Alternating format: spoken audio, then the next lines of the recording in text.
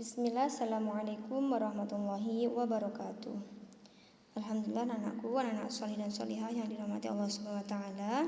Hari ini kita belajar dari rumah, tapi semoga semuanya masih tetap bersemangat menuntut ilmu. Amin.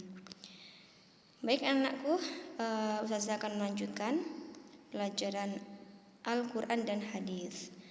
Pekan kemarin kita sudah menghafalkan surat Al-Fatihah. Masya Allah semuanya sudah lancar hafalan surat Al-Fatihahnya. Nah hari ini Ustazah akan menjelaskan penjelasan surat. Langsung saja buka buku kalian halaman 10. Penjelasan surat. Di dalam surat pertama ini, surat Al-Fatihah ini terdapat 7 ayat. Allah membimbing kita untuk, di dalam surat Al-Fatihah ini Allah membimbing kita untuk yang pertama adalah mengucapkan basmalah, yaitu Bismillahirrahmanirrahim. Maksudnya adalah menyebut nama Allah yang Maha Pengasih lagi Maha Penyayang. Nah, itu ada di ayat pertama, ayat 1. Kemudian yang kedua, Allah menerangkan semua bentuk pujian, menunjukkan sifat Allah yang Maha Tinggi dan Maha Sempurna dan hanya kepada Allah semua pujian itu ditujukan. Jadi ada di ayat 2 ya, bahwa menunjukkan semua pujian itu hanyalah milik Allah Subhanahu wa taala. Karena Allah yang Maha Tinggi dan Allah Maha Sempurna. Disitulah kita selalu memuji Allah Subhanahu wa taala. Yang ketiga, Allah memiliki nama-nama yang indah lagi sempurna. Di antaranya adalah Ar-Rahman dan Ar-Rahim. Jadi kata Ar-Rahman Ar-Rahim ini termasuk Asmaul Husna, nama-nama Allah yang indah dan sempurna. Yang keempat, Allah penguasa jagat raya ini, Allah juga penguasa hari kiamat. Ada di ayat 4, Maliki Yaumiddin. Disitu menunjukkan bahwa Allah penguasa jagat raya dan Allah juga penguasa hari kiamat. Hanya Allah lah yang mengetahui kapan terjadinya hari kiamat. Nabi Muhammad SAW pun tidak mengetahui kapan terjadinya hari kiamat, tetapi Allah memberikan tanda-tandanya.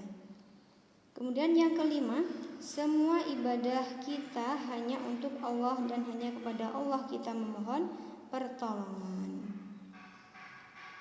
Di ayat 5, Iyyaka na'budu wa iyyaka nasta'in. Nah, disitulah kita hanya memohon, hanya beribadah dan hanya memohon pertolongan hanya kepada Allah saja. Yang keenam, Allah memerintahkan untuk selalu memohon kepadanya agar diberi hidayah atau petunjuk jalan yang lurus yang ditempuh oleh para nabi dan pengikutnya, bukan jalan orang-orang yang dimurkai seperti orang Yahudi dan bukan pula jalan yang orang-orang yang sesat seperti orang Nasrani. Jadi setiap kita membaca surat Al-Fatihah, di situ kita pun memohon kepada Allah supaya Allah selalu memberikan hidayahnya kepada kita, memberikan petunjuk jalan yang lurus supaya kita selamat dunia dan akhirat, tidak seperti orang-orang Yahudi dan Nasrani. Nah, itu penjelasan dari ayat surat Al-Fatihah. Semoga kalian bisa memahaminya. Untuk tugas berikutnya adalah mengerjakan latihan halaman 12 dan halaman 13. Untuk halaman 12 itu adalah islah kurawal di bawah ini dengan kata-kata yang berasal dari ayat surat Al-Fatihah pada kotak yang disediakan. Jadi kalian disuruh mencari kata-kata. Nah, di sini mencarinya. Nanti kalian tinggal mengisi di kurung di sini. Kemudian untuk yang berikutnya, tugas berikutnya adalah menghubungkan atau tarik garis. Nah, di sini ada kata alhamdulillah, kalian cari artinya apa di sini, kemudian ditarik garis. Baik, itu penjelasan Ustazah dan pemberian tugas dari Ustazah. Semoga Allah memberikan kalian kemudahan untuk mengerjakan tugas-tugas ini.